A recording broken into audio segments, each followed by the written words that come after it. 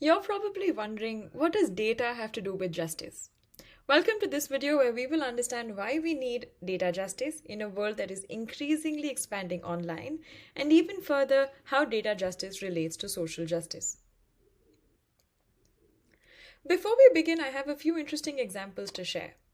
Did you know that independent research at the Carnegie Mellon University in Pittsburgh showed that Google's online advertising system displayed high paying positions to males more often than it did to females? Or that Compass, an offender management profiling system used in the US, judges black criminals to be much more likely to recommit crimes in the future than they have committed? A research study by MIT Technology Review found that Uber's facial recognition software frequently fails to register their real-time ID check selfies and locks drivers out of their accounts temporarily or permanently. AI-generated images of women in South Asian countries like Pakistan often sexualize their subjects and depict their backdrops and appearances as being stereotypically backward or exotic. What these examples show is algorithmic bias in the use of technology that is based on data.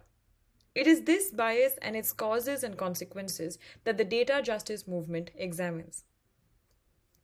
The data justice movement concerns itself with the social justice-based implications of how information and communication systems are developed, organized, and managed in the modern world.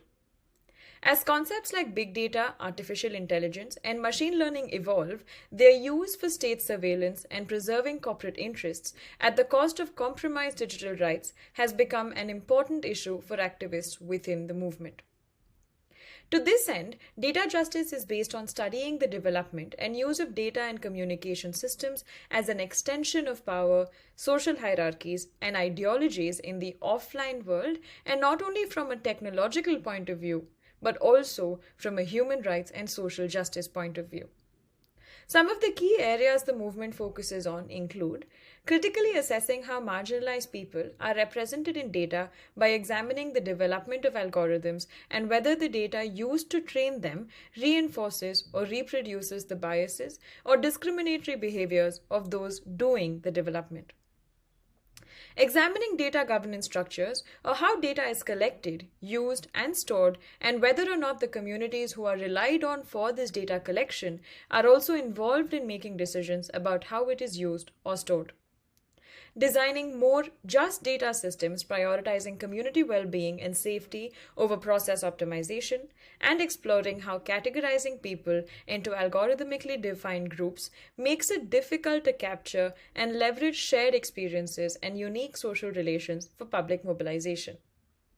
I hope this video piqued your interest in data justice and safety and how it relates to social justice as well. In the final lecture of this module, we will examine caste justice.